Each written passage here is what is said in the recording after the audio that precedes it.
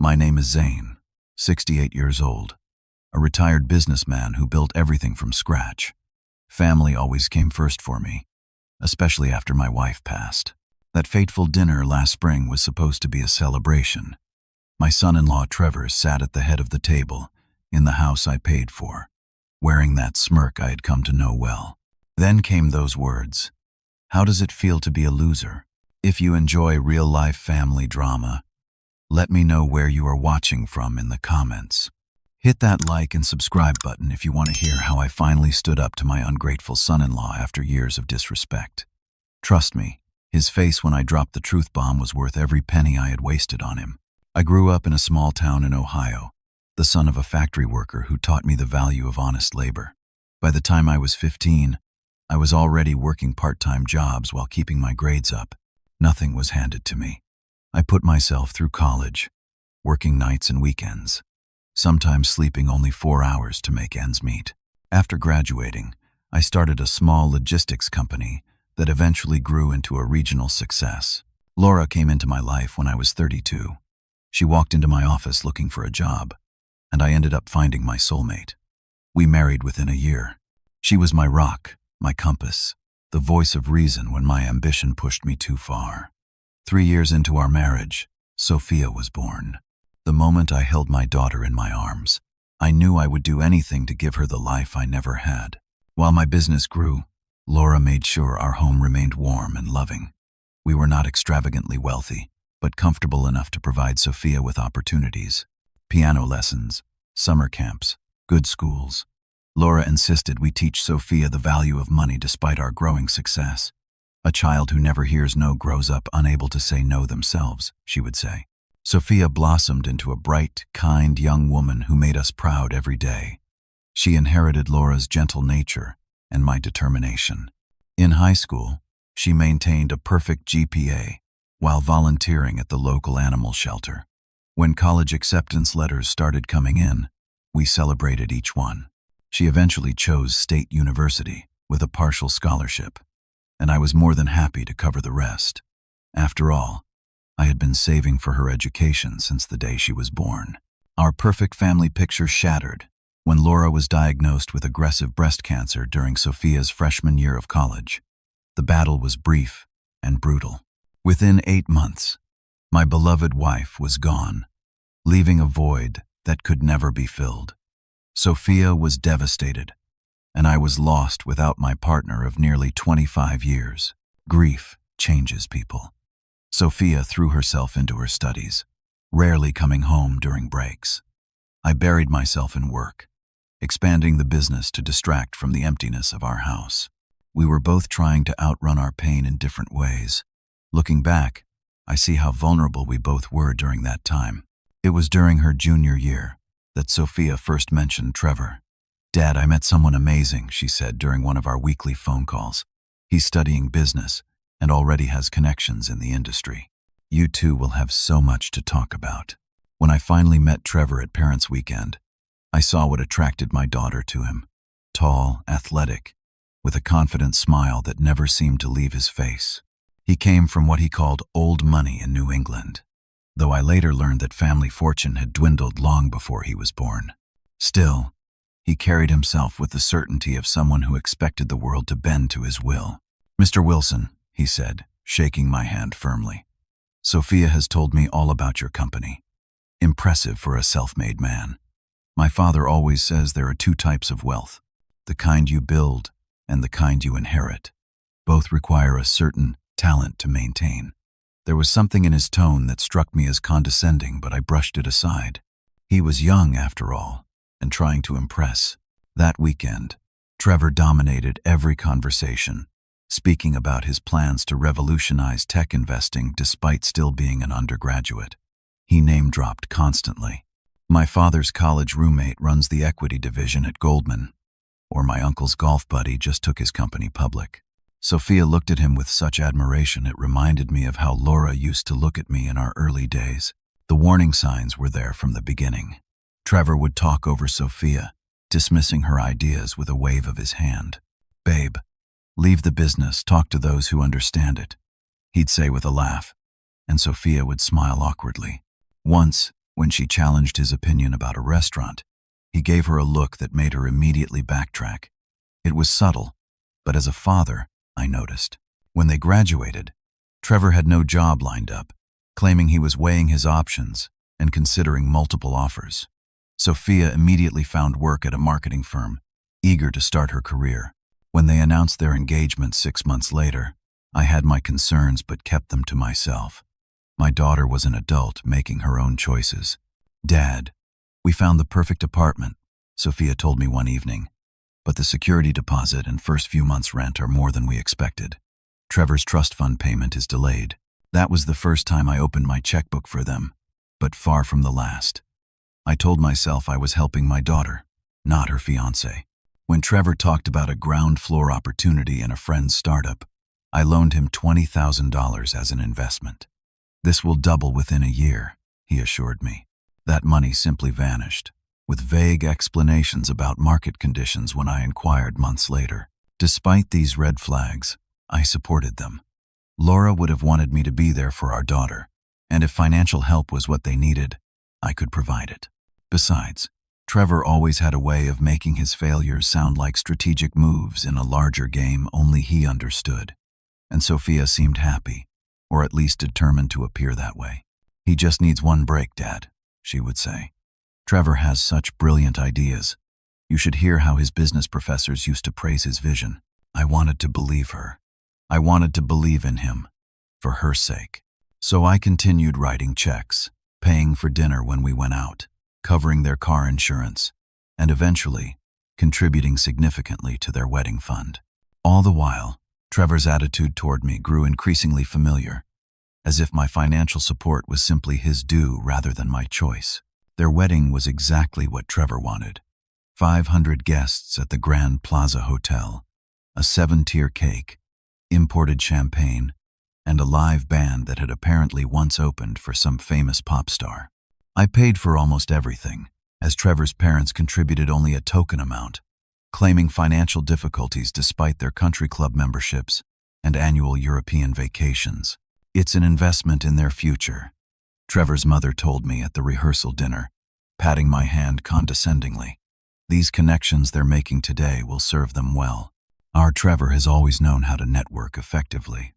She glanced around the room at the guests, many of whom I'd never met, as if mentally calculating their net worth. The ceremony itself was beautiful, and seeing Sophia walk down the aisle brought tears to my eyes. I only wished Laura could have been there to see how lovely our daughter looked. During my toast, I spoke from the heart about love and partnership, drawing from my years with Laura. Trevor seemed impatient throughout, checking his watch and scanning the room instead of listening. As a wedding gift, I gave them the down payment for a house in an upscale neighborhood. The property was in both their names, though I had privately insured Sophia's financial interests were protected through some legal maneuvering my attorney suggested. When I handed them the keys, Trevor immediately began talking about the home's potential resale value and how they could leverage the equity for his business ventures. The shift in Trevor's behavior accelerated once they returned from their honeymoon, a 3-week trip to Europe that was also my treat. He began calling me directly when they needed money, bypassing Sophia entirely. His requests were always framed as opportunities rather than needs. "Zane, there's this tech incubator program that's perfect for my app idea," he'd say, suddenly using my first name without invitation. "Only $10,000 to secure a spot. It's practically guaranteed funding after completion." Or, "Zane, my buddy from college just brought me in on a real estate flip. 25,000 investment, minimum 40% return in 6 months. I'd hate for you to miss out." These opportunities never materialized into anything concrete. After each failure, there would be elaborate explanations involving market conditions, faithless partners, or timing issues. Never once did Trevor acknowledge his role in these failures or thank me for my financial support. Meanwhile, Sophia had been promoted twice at her marketing firm and was bringing in a steady income. I discovered she was covering most of their monthly expenses while Trevor built his network and researched the market. She seemed tired during our lunches together, but would brighten immediately if I asked about her marriage. "We're great, Dad. Trevor just met with some angel investors last week. They're really interested in his platform. It could be huge." Late-night phone calls became routine. "Dad, I hate to ask, but our water heater broke, and we're a little short this month." Or, "Dad, Trevor's car needs a major repair, and we've already maxed out our credit cards." I never refused these requests, telling myself I was helping my daughter through a rough patch. The first Thanksgiving after their wedding was at their house. Trevor invited his parents, 2 unmarried brothers, and a cousin who had just graduated from law school. I arrived early to help Sophia cook, finding her frantically trying to prepare an elaborate meal while Trevor sat in the living room watching football with his father. "Why isn't Trevor helping you?" I asked quietly as we worked in the kitchen. "He and his dad are catching up," she replied, not meeting my eyes. "Besides, I want everything to be perfect." Throughout dinner, Trevor regaled everyone with tales of his latest business concept, something involving cryptocurrency and social media. His family nodded approvingly, occasionally shooting glances my way. "Of course, startup capital is always the challenge," Trevor said, looking pointedly at me. "Some people just don't recognize innovation when they see it." "Well, son," his father replied, "some of the older generations struggle with modern concepts. They're stuck in traditional business models." The comment was clearly aimed at me, though he smiled pleasantly as he said it. After dinner, I overheard Trevor's brother in the hallway. "Man, you've got it made. Nice house, wife with a good job, and a father-in-law who's basically your personal ATM." Trevor laughed. "The old man thinks he's still relevant in the business world. I just let him believe he's helping me launch something big." Meanwhile, "Did you see the boat I just put a deposit on?" I stood frozen, the dessert plates in my hand suddenly heavy. I hadn't known about any boat. That night, I lay awake in my empty house, replaying years of interactions with Trevor, seeing them in a new, harsh light.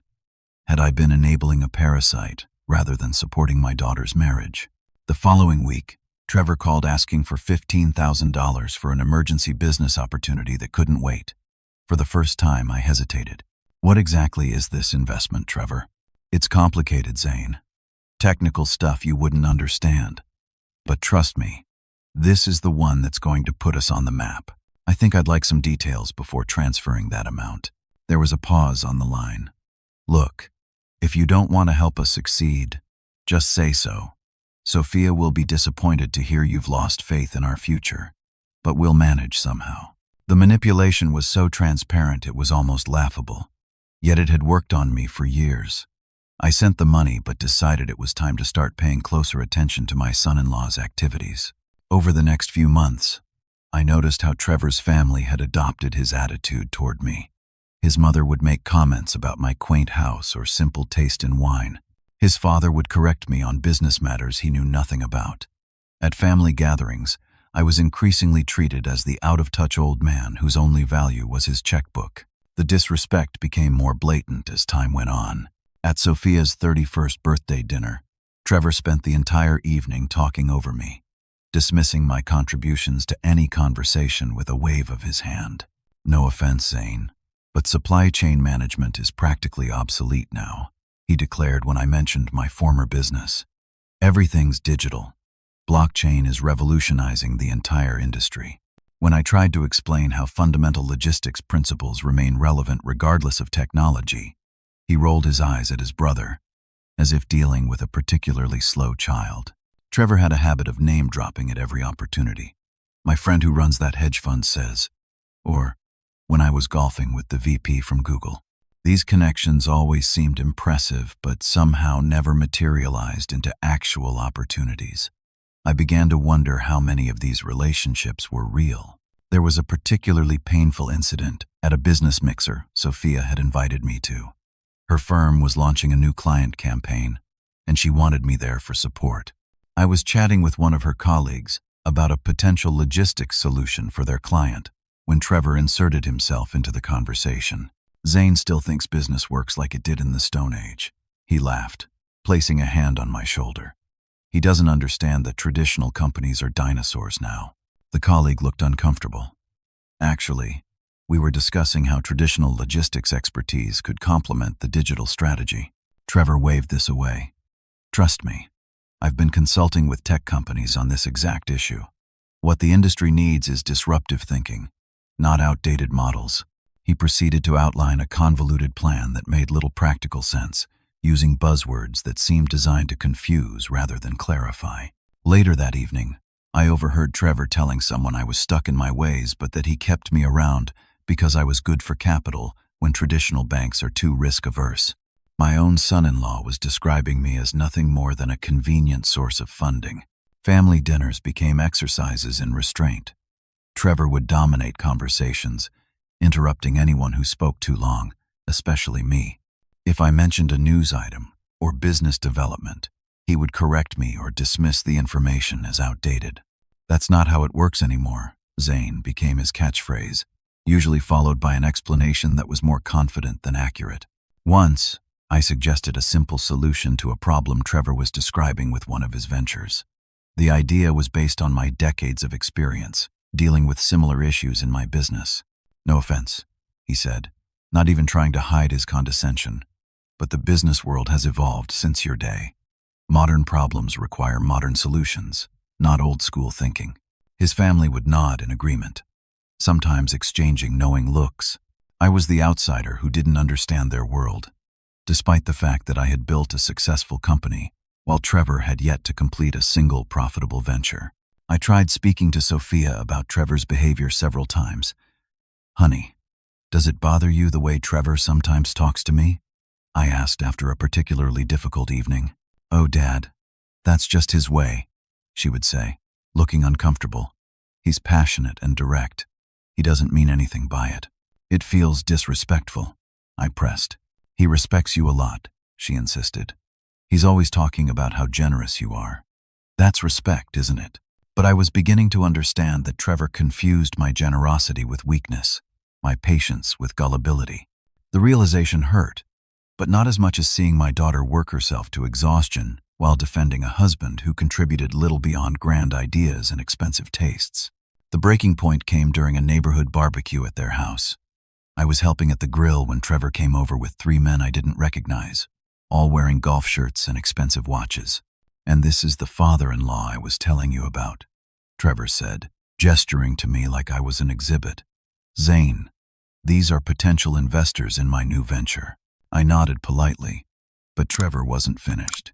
"Zane here built a little shipping business back when you could still make money moving physical products. Now he's enjoying retirement while helping the next generation innovate." He winked at his friends. "He's been instrumental in providing seed capital for some of my earlier projects." "Successful exits?" one man asked Trevor. "Still in development phases," Trevor replied smoothly. "But that's the nature of disruptive technology. The bigger the eventual payoff, the longer the runway, right?" The men nodded, as if this made perfect sense, though I knew it was just empty justification for failure. After they walked away, Trevor turned to me. "Those guys control serious investment capital," he said. "Don't mention any specifics about our arrangements. They need to see me as independently resourceful, not someone relying on family money." "Our arrangements?" I echoed, feeling my temper rise. "You mean the loans you've never repaid? The investments that disappeared into thin air?" Trevor's face hardened. "Look, I've been patient with your old school mentality because Sophia loves you. But don't embarrass me in front of people who matter. These connections are how real business gets done today." As he walked away, I realized something important. Trevor had never seen me as a successful businessman with experience worth respecting. To him, I was merely the aging father-in-law, with deep pockets and an outdated understanding of the world. The worst part was that I had allowed this perception to persist by never standing my ground. That night, I accidentally discovered the final straw. I had left my reading glasses at their house and returned to retrieve them. Using the key Sophia had given me for emergencies, I let myself in, assuming they were still at the barbecue after-party at a neighbor's house. I heard voices from the back office and was about to call out when I recognized Trevor's distinctive laugh. He was on speakerphone. "Yeah, the old man showed up at the investor meeting today, wearing his discount store polo shirt.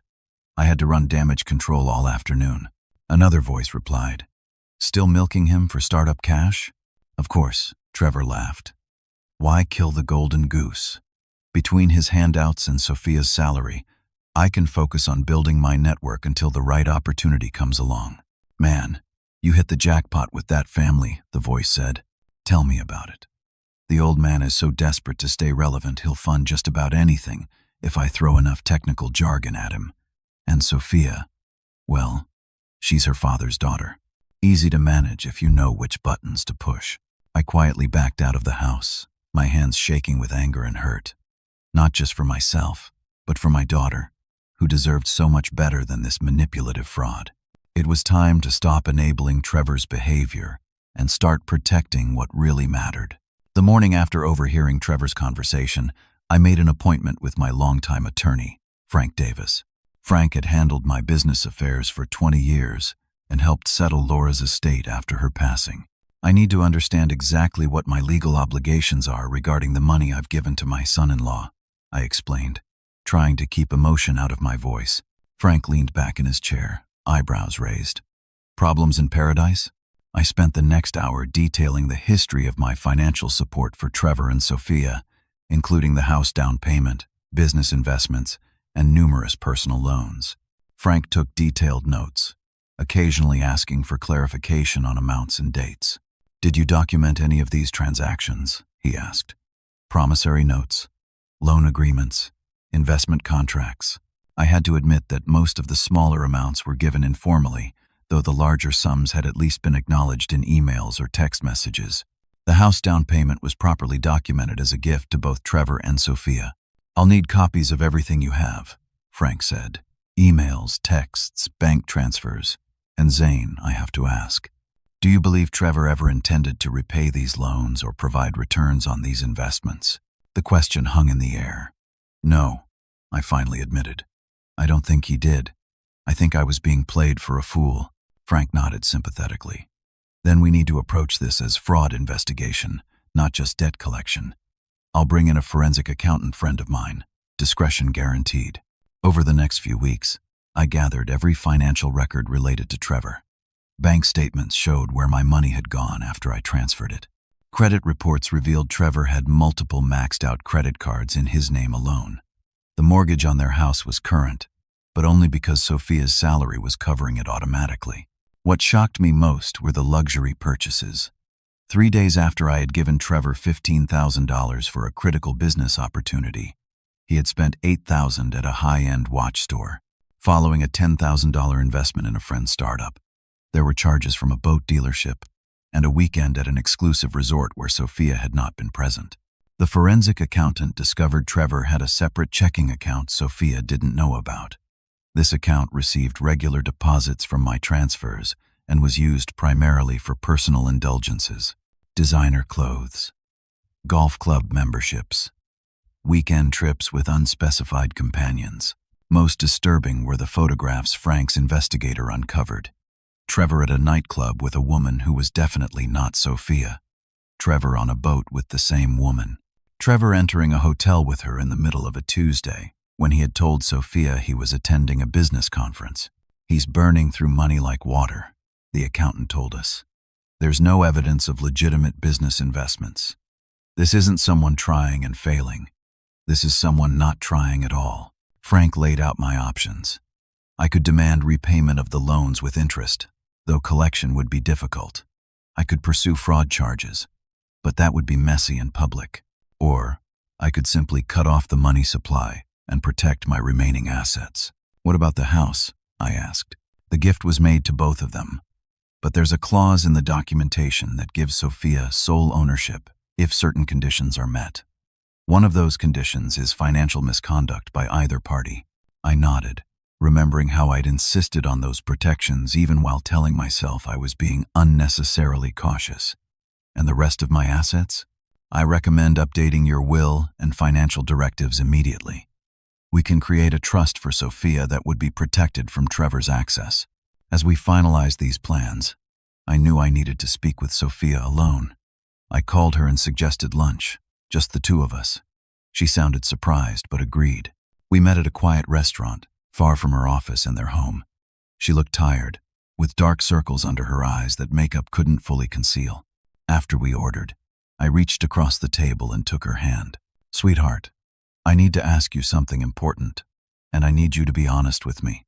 Are you happy?" Her eyes widened, then filled with tears. For a moment, she looked like she might maintain the facade, but then her shoulders slumped. "I'm trying to be, Dad. I'm really trying." What followed was a flood of confessions. How Trevor criticized her constantly at home. How he dismissed her career achievements while contributing nothing himself. How money disappeared with vague explanations. How she'd found strange receipts and suspicious text messages. "I wanted to make it work," she said, wiping her eyes.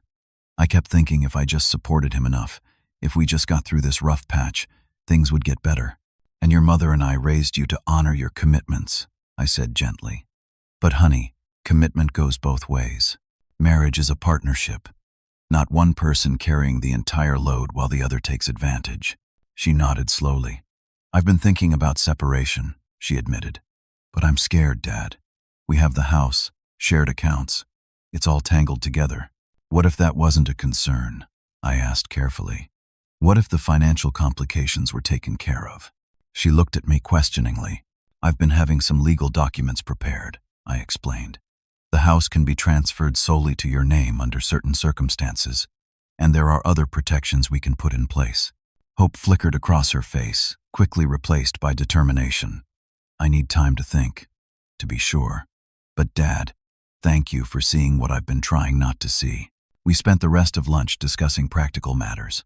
I didn't reveal everything I'd discovered about Trevor's infidelity, deciding that should be her choice to investigate further. But I did make it clear I would support whatever decision she made.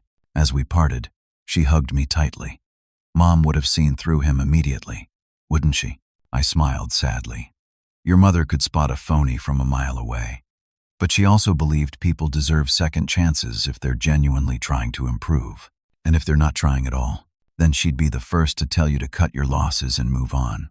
With Sophia now aware of my concerns and legal preparations underway, I needed to create an opportunity for the final confrontation. Trevor had been calling more frequently, clearly sensing something had changed.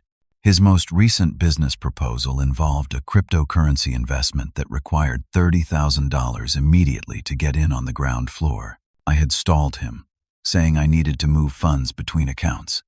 This only made him more persistent, calling daily for updates. Finally, I saw my opening. "Why don't we discuss it over dinner?" I suggested. "A family gathering. You can explain the opportunity to everyone at once." "Is that really necessary?" Trevor asked, sounding annoyed. "This is time-sensitive. Family financial decisions should involve family discussions," I said firmly. "I'll host at my house this Saturday. Invite your parents and brothers too. Sophia can help me with the cooking." He reluctantly agreed, likely assuming he could charm his way through the evening as he always had. Little did he know, this dinner would be very different from all the others. I spent days preparing for that Saturday dinner. The menu was carefully planned. Prime rib, Trevor's favorite, that he always complimented me on.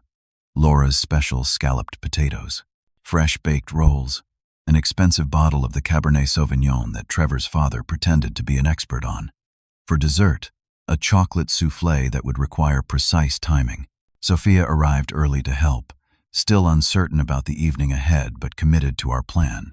We would observe Trevor's behavior and give him one last chance to show some genuine respect before revealing what we knew. "Are you sure about this, Dad?" she asked as we prepared the appetizers. "It could get ugly." "I'm sure it's time for truth, sweetheart," I replied. "Whatever happens after that is up to you." Trevor arrived with his family at exactly 6:30. His parents, Richard and Barbara, brought an inexpensive bottle of wine while commenting on the quaintness of my neighborhood. His brothers, Austin and Jackson, immediately headed for the bar I had set up, pouring generous drinks without waiting to be offered. Trevor himself was in high spirits, dressed in a new blazer I'd never seen before, with a designer watch glinting on his wrist. He kissed Sophia briefly on the cheek before launching into a story about a big-shot CEO he'd supposedly had lunch with that week. "He's practically begging me to come consult for them," Trevor boasted. "Says my approach to digital integration is exactly what they need." Barbara nodded proudly. Trevor has always had visionary ideas. Even as a child, he saw things others missed. Sophia caught my eye briefly before turning to finish the salad. We both knew Trevor had spent the previous day playing golf, not meeting any executives. Dinner started pleasantly enough. The food was praised, though Barbara couldn't help suggesting a pinch more rosemary next time for the potatoes. Trevor dominated the conversation as usual, moving from his fictional business lunch to his latest investment scheme. "It's all about blockchain technology," he explained, gesturing with his wine glass. "The traditional banking system is on its last legs. Cryptocurrency is where true wealth will be created in the next decade." Richard nodded sagely. "The smart money is already moving in that direction. Those who hesitate will be left behind." I nodded thoughtfully. "Interesting. So, this opportunity you mentioned, Trevor, could you explain exactly how it works? Where the money goes, what the expected return is, that sort of thing?" Trevor's smile faltered slightly. "It's complicated, Zane. Very technical. But essentially, we're getting in early on a coin that's projected to grow exponentially within months." "Who's making these projections?" I asked innocently. "Top analysts. Industry experts." Trevor waved his hand vaguely. "People who understand the space." "I see. And the company behind this coin? They have a business plan? A product?" Trevor's eyes narrowed slightly. "It's not that kind of investment. It's about the technology itself, the future potential." I nodded again. "I've been reading about cryptocurrency scams lately. Quite sophisticated, some of them. Hard for the average person to distinguish from legitimate opportunities." A flash of irritation crossed Trevor's face. "This isn't some scam, Zane. I've done my research." "Of course," I said, raising my glass. "You've always been thorough with your business ventures." Trevor's brothers exchanged a quick glance, sensing the undercurrent of tension. Barbara jumped in to smooth things over. "Zane, this prime rib is lovely. Almost as good as the one we had at the Bennington Club last month. $500 for dinner for two, but worth every penny for special occasions." $500, I repeated, looking at Trevor. "That is special." Sophia spoke up. "Trevor, didn't we have dinner at the Bennington last month, when you said you were meeting with those investors?" A brief flicker of panic crossed Trevor's face. "Different night, babe. You're thinking of the client dinner my friend invited me to." The conversation shifted to other topics as we finished the main course. I deliberately mentioned a business decision from my past that hadn't panned out. Back in 2003, I expanded too quickly into the Southwest market, overextended our resources, cost the company nearly $200,000 before I recognized the mistake and pulled back. That kind of basic market analysis mistake is business 101, Trevor said with a laugh. "But I guess that generation of entrepreneurs operated more on gut feeling than data." I nodded. "True. We didn't have the sophisticated tools available today, though sometimes I wonder if all that data actually improves the success rate." "What would you say your success rate has been, Trevor, with your various ventures?" The table grew quiet. Trevor's smile became fixed. "Business is about taking risks, Zane. Not all ventures succeed immediately." "Of course," I agreed. "Failure can be a great teacher, if you learn from it." Richard cleared his throat. "Trevor has always been ahead of his time. The market simply hasn't caught up to his vision yet." "Ahead of his time," I repeated thoughtfully. "That must be it." As Sophia brought out the chocolate soufflé, I deliberately brought up another business failure from my past. "Remember that logistics software investment I made right before retiring? Lost nearly $50,000 on that one." Trevor saw his opening and pounced. "That's the problem with your generation, Zane. Trying to enter tech spaces you don't understand. No offense, but some people just don't have the mindset for innovation." His father chuckled. "Trevor's right. There's no shame in admitting certain concepts are beyond your grasp. We all have our limitations." Trevor leaned forward, emboldened by his father's support and the several glasses of wine he'd consumed.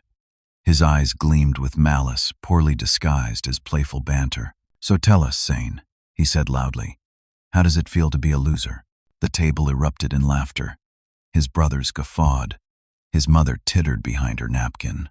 His father gave an indulgent smile, as if Trevor were a precocious child rather than a grown man insulting his father-in-law. Sophia froze, fork halfway to her mouth, her face flushing with embarrassment. But she said nothing, caught in the familiar trap of conflicting loyalties. I set my dessert spoon down carefully, maintaining eye contact with Trevor. The table gradually fell silent. As they sensed something had shifted, I smiled. A genuine smile that seemed to confuse Trevor more than anger would have. "That's an interesting question, Trevor," I said calmly. "But I have a better one. How does it feel to know that this loser will no longer be paying your bills?" The silence that followed my question was absolute. Trevor's smirk vanished, replaced by uncertainty. His family looked between us, sensing the sudden power shift, but not yet understanding its implications. "What are you talking about?" Trevor finally asked, attempting to maintain his confident tone but not quite succeeding. Without breaking eye contact, I reached beside my chair and lifted the leather briefcase I had positioned there earlier. I placed it on the table and opened it, removing a thick folder. "This," I said, "is a complete record of every dollar I've given you over the past 6 years. Loans never repaid, investments that vanished, house payments, car payments, credit card bailouts, emergency funds. In total, $543,000. Trevor's face paled. His family looked uncomfortable now, eyes darting between us. "That's family helping family," Barbara said weakly. "That's what fathers-in-law do." "Perhaps," I acknowledged, "but usually there's gratitude involved. Respect, not mockery and lies." I opened the folder and began laying documents on the table one by one. "Here's a bank statement showing the $15,000 I transferred to you in April for what you called a critical business opportunity." I placed another document beside it. "And here's the receipt from Tourneau for an $8,000 watch purchased 3 days later." Trevor shifted in his seat. "That was a necessary investment in my professional appearance. Image is everything in business circles." I continued as if he hadn't spoken. "Here's $10,000 for your friend's startup last December." I placed a credit card statement next to it. "And here are charges from the Marina Resort for a weekend you told Sophia was a business conference." Sophia gasped softly. Trevor shot her a warning glance. "Zane, this is hardly appropriate dinner conversation," Richard interjected. "Financial matters between family members should remain private." "I couldn't agree more," I replied. "Which is why I've been discreet for years while your son exploited my daughter and me." I turned back to Trevor. "But privacy works both ways. Like the privacy of this separate bank account Sophia doesn't know about." I slid another statement across the table.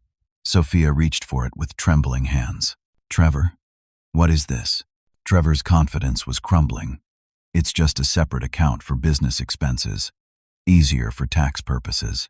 "Business expenses," I repeated. "Like these?" I hesitated before placing the final items on the table. The photos. Trevor with another woman at various locations over the past year. I watched Sophia's face as she processed what she was seeing. Pain, shock, then something harder settling into her expression. "You son of a bitch," she whispered. Trevor's face flushed with anger, his mask of charm completely gone now. "You had me investigated? What kind of father does that?" "The kind who watches his daughter work herself to exhaustion while her husband squanders her future," I answered evenly. "The kind who finally recognizes a con man when he sees one." Trevor turned to Sophia, switching tactics immediately. "Babe, this isn't what it looks like. That woman is a business associate. These photos are being taken completely out of context." "A business associate you take to hotel rooms on Tuesday afternoons?" I asked. Sophia stood up suddenly. I knew something was wrong. All those late nights, the unexplained expenses. I just didn't want to see it. Trevor's mother jumped in. "Sophia, dear, every marriage has rough patches. I'm sure Trevor regrets any indiscretions. Men sometimes make mistakes when under financial pressure." "Financial pressure?" I laughed incredulously. "Trevor has been living off my money and Sophia's salary while pretending to be a business genius. The only pressure he's been under is maintaining his lies." Trevor finally dropped all pretense. "Fine. You want the truth?" "Yes, I used your money because you were throwing it at me, always trying to buy respect, to feel important. The successful businessman helping his son-in-law. It made you feel superior." I shook my head. "No, Trevor. I was helping my daughter. You were just the unfortunate package deal." Trevor stood now too, his face contorted with rage. You think you can just cut me off? After all these years? We have contracts, agreements. Actually, I said calmly, we don't. What we have are undocumented gifts and loans made under false pretenses. What we legally call fraud. Trevor's father stood as well. Now see here, Zane. You're making serious accusations without proper context. Trevor may have been overly optimistic about his ventures, but that's hardly criminal. Lying to obtain money is exactly that, I replied. But I'm not interested in pressing charges. I'm simply informing everyone that as of tonight, the Bank of Zane is permanently closed. I turned to look directly at Trevor. No more loans. No more investments. No more bailouts. You're on your own. Trevor's expression shifted from anger to calculation. The house is in both our names. My name is on Sophia's accounts. You can't just cut me out of the picture. Actually, I said, I can. I pulled one more document from the folder. This is the deed to your house. Note the special provisions regarding financial misconduct by either party. I slid it toward Sophia. As of tomorrow, the house legally belongs solely to Sophia. Trevor slammed his hand on the table. That's not possible. It's not only possible, it's done, I said. As for the joint accounts, they've already been frozen pending resolution of your marriage status. Trevor looked desperately at Sophia. You're not seriously considering divorce over some stupid photos and financial misunderstandings? Sophia stood straighter, something of her mother's strength showing in her face. Misunderstandings? You've been stealing from me and my father while cheating on me. What exactly am I misunderstanding? Trevor's family began to realize the seriousness of the situation. Barbara turned to me, her haughty demeanor replaced by panic. Zane, surely we can discuss this reasonably. Trevor has made mistakes, certainly, but he cares deeply for Sophia. With proper counseling. Mom, stop, Trevor snapped. They think they have all the power here, but they don't. He turned to me with a sneer. You think your little financial tricks will work? I'll fight this. Every penny, every asset. I know lawyers too. You're welcome to try, I said calmly. My attorney has prepared for every contingency. And who'll pay for these fancy lawyers of yours? Trevor's brother Austin interjected. Sounds like you're getting cut off, bro. The reality of his situation was finally sinking in for Trevor. Without my financial support or Sophia's income, he had nothing. His face contorted with rage. You ungrateful bitch, he snarled at Sophia. I gave you 6 years of my life. Put up with your neediness, your pathetic family loyalty, your boring career stories. And this is how you repay me? By conspiring with your father? Sophia flinched but stood her ground. I worked 60-hour weeks to support us while you played businessman. I defended you to my father for years. I ignored every red flag because I wanted our marriage to work. Work? Trevor laughed bitterly. It was working perfectly for me until you two decided to change the rules. And there it was, the admission. Not of guilt, because people like Trevor never truly accept responsibility, but of his perception of our arrangement. In his mind, exploiting us had been his right, and we were the ones breaking faith by ending the exploitation. His family seemed to finally grasp the situation. Richard checked his watch. Perhaps we should continue this discussion another time, when emotions aren't running so high. There's nothing more to discuss, I said firmly. Trevor has until the end of the week to remove his personal belongings from Sophia's house. After that, any remaining items will be considered abandoned property. You can't just throw me out of my own home, Trevor shouted. Not your home anymore, Sophia said quietly. And yes, we can. Trevor looked from Sophia to me, then back again. Whatever he saw in our faces must have convinced him we wouldn't be swayed. His expression hardened into cold fury. Fine. You two deserve each other. The pathetic old man and his dependent daughter. Have fun with your sad little lives. He threw his napkin on the table. Let's go, he barked at his family. This dinner is over. As they gathered their things, Trevor couldn't resist one last attempt. He leaned close to Sophia. When you come to your senses and realize you can't make it without me, don't expect a warm welcome back. Sophia looked him directly in the eyes.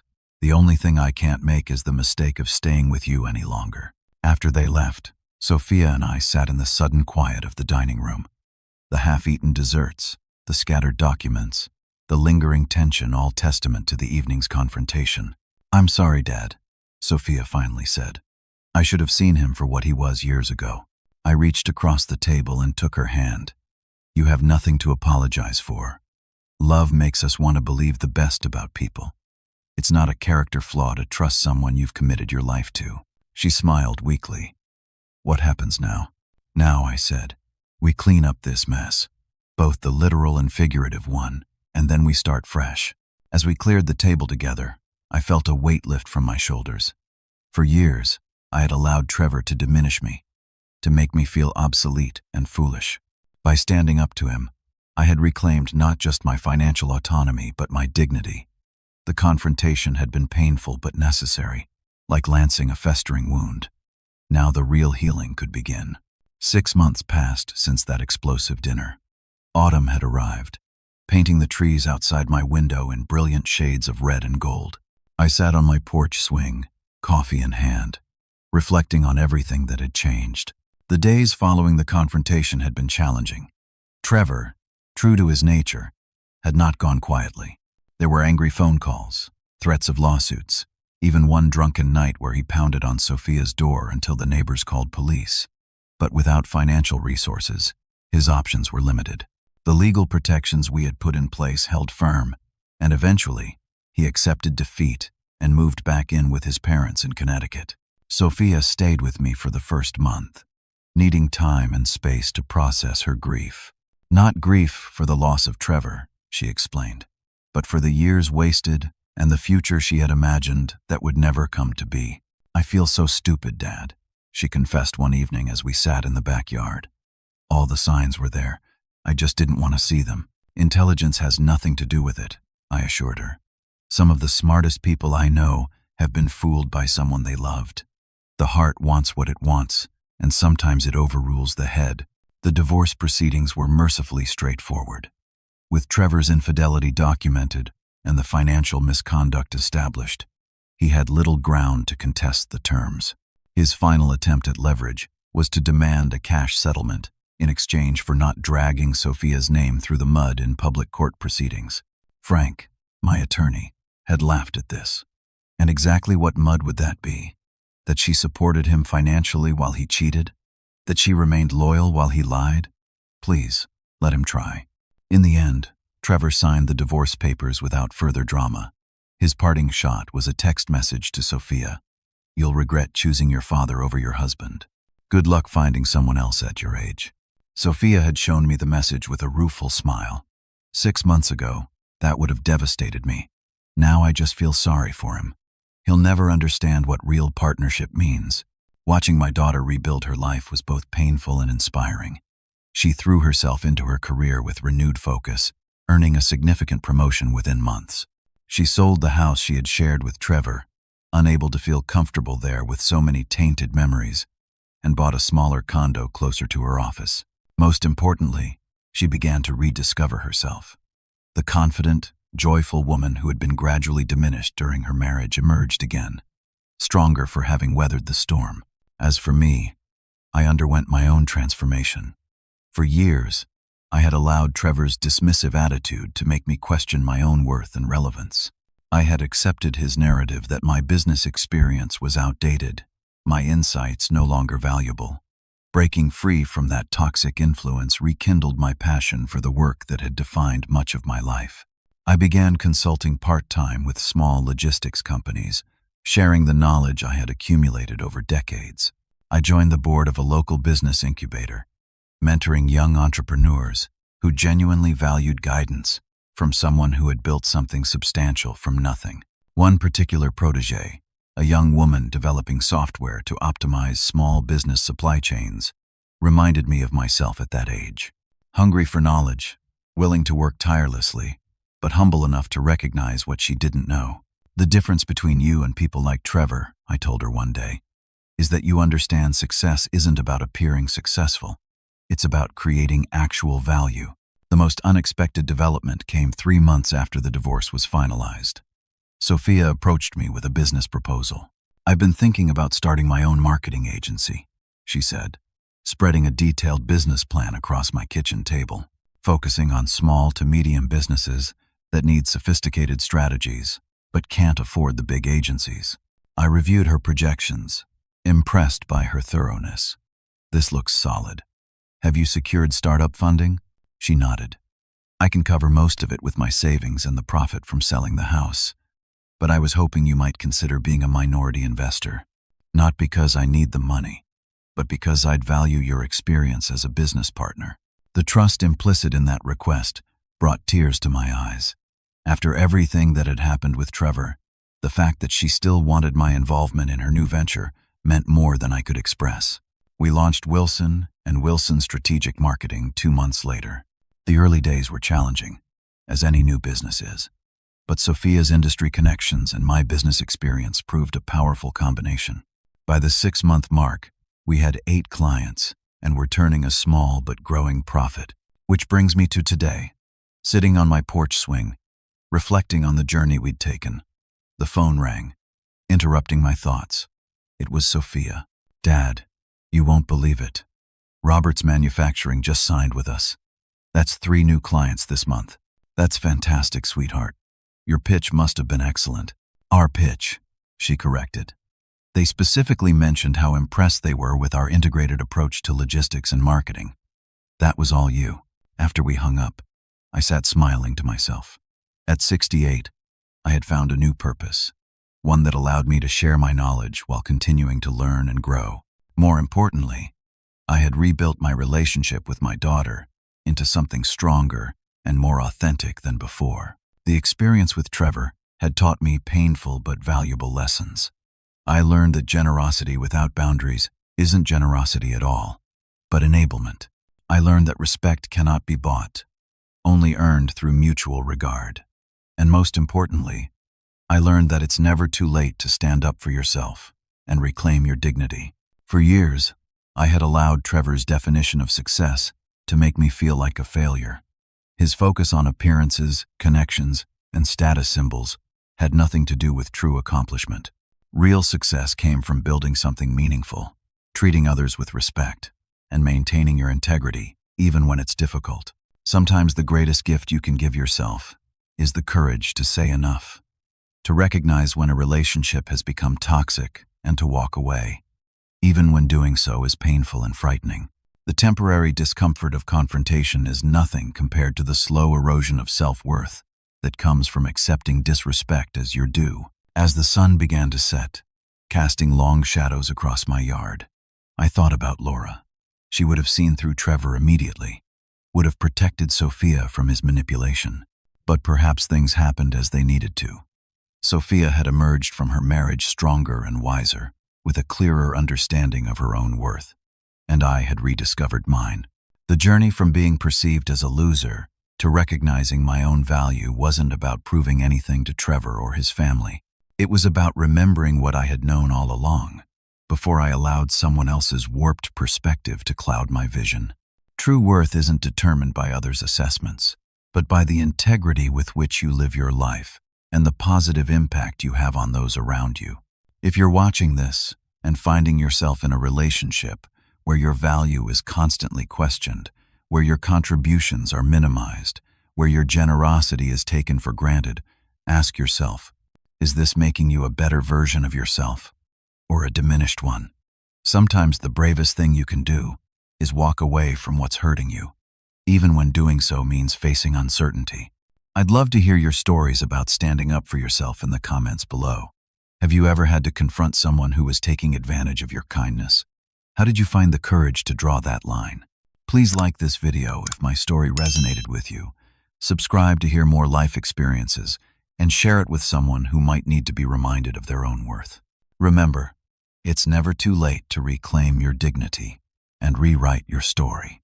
Thank you for listening, and may you find the strength to value yourself as highly as you deserve.